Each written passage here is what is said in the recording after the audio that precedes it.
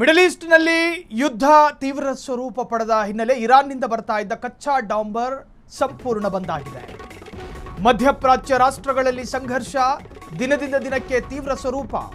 ಆ ಹಿನ್ನೆಲೆಯಲ್ಲಿ ಇರಾನ್ನಿಂದ ಬರ್ತಾ ಇದ್ದ ಕಚ್ಚಾ ಡಾಂಬರ್ ಬಂದ್ ಆಗಿದೆ, ಸಂಪೂರ್ಣ ಬಂದು. ನಾಳೆ ತೆರೆಯಬಹುದು ಎಂಬ ನಿರೀಕ್ಷೆಯೂ ಇಟ್ಟುಕೊಳ್ಳೋದಕ್ಕೆ ಸಾಧ್ಯ ಇಲ್ಲ. ಕಾರವಾರಕ್ಕೆ ಬರ್ತಾ ಇದ್ದ ಕಚ್ಚಾ ಡಾಂಬರ್, ಹಡಗುಗಳಿಲ್ಲದೆ ಕಚ್ಚಾ ಡಾಂಬರ್ ಸಂಪೂರ್ಣ ಬಂದು. ಎಸಿಸಿ ಸಿಮೆಂಟ್ ಹಾಕಬೇಕು ರೋಡಿಗಿನ್ನು. ಮುಂಬೈನಿಂದ ಕಾರವಾರಕ್ಕೆ ಬರುತ್ತಿದ್ದ ಡೀಸೆಲ್ ಅದು ಕೂಡ ಬಂದು.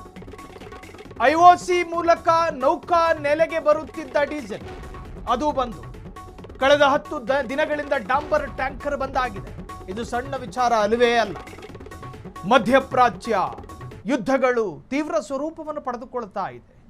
ಹೊಸ ಹೊಸ ರೀತಿಯ ಯುದ್ಧೋಪಕರಣಗಳನ್ನು ಗಗನದ ಮುಖಾಂತರವಾಗಿ ಪ್ರಯೋಗ ಮಾಡ್ತಾ ಇದೆ ಬಲಾಢ್ಯ ರಾಷ್ಟ್ರಗಳು.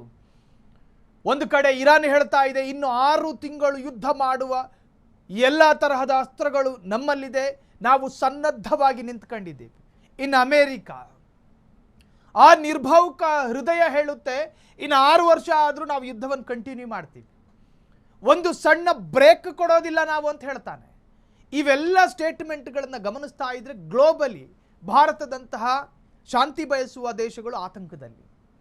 ನಮಗೆ ಯುದ್ಧ ಬೇಕಾಗಿಲ್ಲ, ನಮಗೆ ಮಿಸೈಲ್ ದಾಳಿ ಬೇಕಾಗಿಲ್ಲ, ನಮಗೆ ಯಾವ ಆಪರೇಷನ್ನು ಬೇಕಿಲ್ಲ, ಏರ್ ಸ್ಟ್ರೈಕು ಬೇಕಿಲ್ಲ, ಜೀವನ ಮಾಡಬೇಕು ಶಾಂತಿಯಿಂದ. ನಾವು ಜೀವನ ಮಾಡಬೇಕು ಅಂತ ಅಂದ್ಕೊಳ್ಳೋದಕ್ಕೂ ಆಗ್ತಾ ಇಲ್ಲ. ನಾವು ಅವಲಂಬಿತರಾಗಿದ್ವಿ ಬೇರೆ ಬೇರೆ ದೇಶಕ್ಕೆ.